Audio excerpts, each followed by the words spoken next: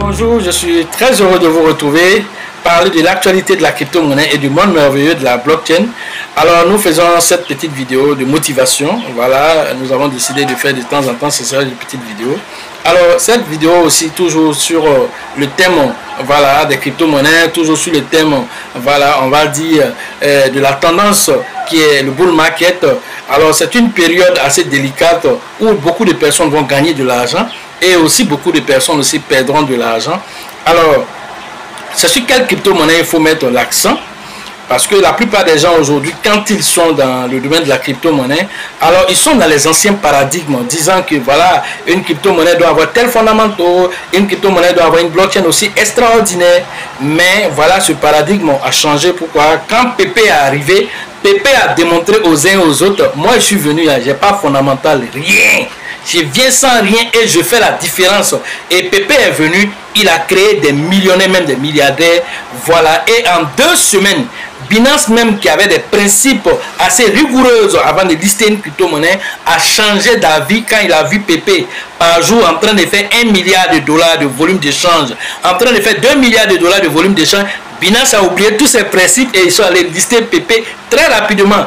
Pendant que le Shiba a pris 1 an pour être listé sur Binance, essayant de démontrer en sorte que la Shiba a mis, voilà, où nous on fait partie, on allait saturer les comptes de 16 heures dans son temps, on l'écrit par mail, on va sur son Twitter, on poste les messages là-bas, lister Binance, lister Shiba, lister Shiba. Finalement, lui-même il était emmerdé la lister Shiba. Mais Pépé là, c'est eux-mêmes qui sont allés chercher Pépé. Pépé, ah, il dit, oh, on dit que c'est toi qui fais la loi ici. Hein. Est-ce qu'on peut te lister? Non, viens, moi, il n'est pas encore fini. Il n'est pas encore fini d'abord. Il faut lister. Après, tu as me lister. Il dit, non, mais tu es en train de donner l'argent aux autres. Voilà ce que Pépé a fait. Et il a prouvé. Ils l'ont mis sur Binance en 2 semaines. Et jusqu'à aujourd'hui, Pépé est en train de démontrer. Ce n'est qu'un exemple parmi tant d'autres. On n'a pas dit qu'il ne faut pas payer les cakes. Alors moi, j'ai fait plusieurs vidéos sur cake. C'est une valeur sûre. On n'a pas dit de ne pas payer les Polkadot, de ne pas payer les Avalanche. Tout ça, ce sont des crypto-monnaies assez intéressantes. On n'a pas dit de ne pas payer Elrond. On n'a même pas dit de ne pas payer Ethereum. Mais quand on regarde son pouvoir d'achat, il faut être stratège. Il faut être stratège. Parce que toi, tu n'as pas beaucoup d'argent. Tu as $200 pour tout et pour tout. Ou tu as $500. Alors, c'est pour aller payer Bitcoin. Et puis, il va faire 37% l'année. Ça va changer quoi dans ta vie? Mais tu t'as payé Pépé, tu as un 10 millions de Pépé, tu as un 20 millions de Pépé, ça peut faire la différence. Avant même que bull market n'arrive, Pépé a déjà donné des millions aux gens. J'ai un de mes petits que j'ai formé et qui me dit que voilà, déjà lui, alors il a investi seulement que $100 en Pépé l'année dernière. Alors, ayant investi $100 dans Pépé, la quantité de pièces qu'il a eu, déjà quand Pépé est monté, comment on appelle, au cours de l'année, déjà Pépé était monté. Donc quand Pépé est monté déjà, il avait un petit souci d'argent, il en avait $300. La quantité de $100 lui a donné tellement plus qu'il en avait $300 de là qu'il a vendu pour résoudre son problème. Après, maintenant, le reste, ce qui est resté là, allez là, il dit, ça fait déjà $1000 encore dans son compte. Ça veut dire la quantité qui reste là, la valeur fait $1000, ça veut dire c'est $100 là. Il a déjà multiplié par 10. Voilà de quoi nous sommes en train de parler. De quoi nous sommes en train de parler le plus?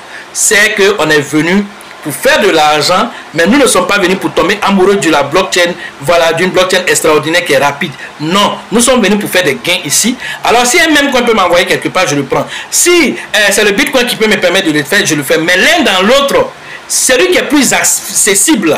Mais alors je causais aussi avec mon frère Jubo. Il dit, mais est-ce que les gens même analysent les choses quand ils parlent? Il dit, ben les autres crypto-monnaies, les mêmes points, c'est pour la spéculation, ils n'ont pas de fondamentaux. Mais Bitcoin là-haut, quand ça monte là, pourquoi tu vends?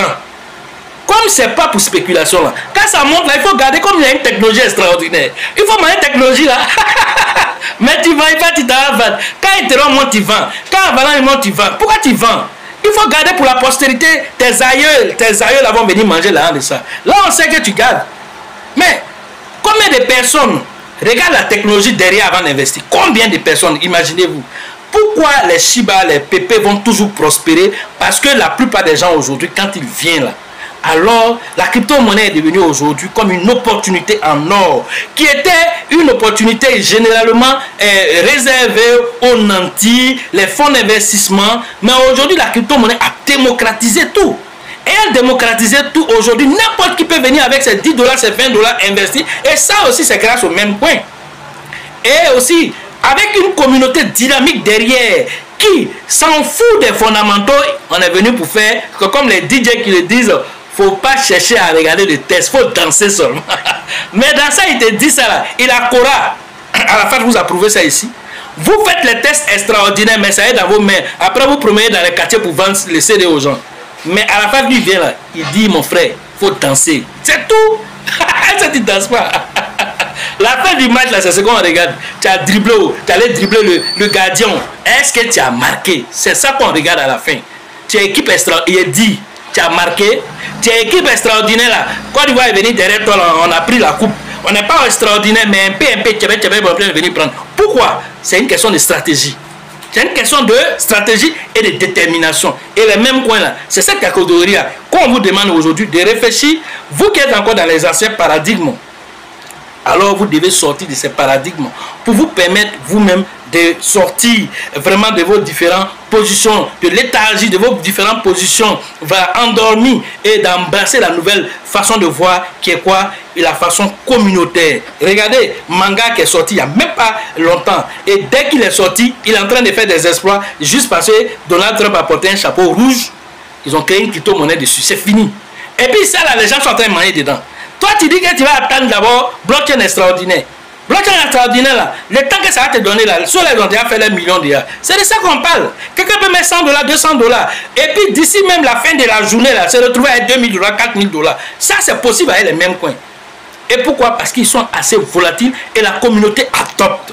Alors vous devez comprendre déjà que le paradigme a changé. Et donc c'est ce que je voulais donner comme message, voilà, aux détracteurs, permettre aux gens de pouvoir sortir de ces anciens chemins pour dire on n'est pas venu pour tomber amoureux d'une blockchain, mais on est juste venu pour faire du profit. Alors, de ce fait-là, il y a comme un de mes petits que je viens de former, qui aimerait aussi vous passer aussi un petit message aussi, voilà, par rapport à l'expérience, parce que nous venons de finir de faire sa formation tout de suite. Il va vous faire un petit témoignage, je vous laisse échanger avec lui. Bonjour à tous, voilà, moi c'est Kwadio, voilà, Kwadio Kwaku. Je suis un des formés de Coach Loss, voilà, et je suis ici pour rendre un témoignage vraiment. Et ce qu'il dit à propos des petites pièces, communément appelées même coin, je pense que moi je suis un témoin vivant de ce qu'il dit. Parce que lorsque Pépé était venu nouvellement, voilà, moi il suivait un leader, voilà, dont je vais taire le nom, voilà, mais qui nous avait farouchement déconseillé d'acheter la pièce. Et moi j'avais un petit montant sur moi, j'avais pris autant 50 millions de pièces. Les 50 millions de pièces, je les avais achetées à 8 h du matin. Et quand il a fait la vidéo pour nous, on peut dire, décourager d'acheter la monnaie, voilà, disant que la majeure partie de la pièce est détenue par les développeurs, qu'ils vont venir manipuler le marché, il ne faudrait pas qu'on achète tout ça là. Donc, voilà, étant des novices, vu que moi, je n'avais pas encore de la formation, autant, moi, j'ai vendu la pièce, la quantité de pièces que j'avais, je les avais achetées à 8 h, comme je l'ai dit, à 17 h du même jour. Voilà, et 2 jours après, Pépé a été listé sur Binance.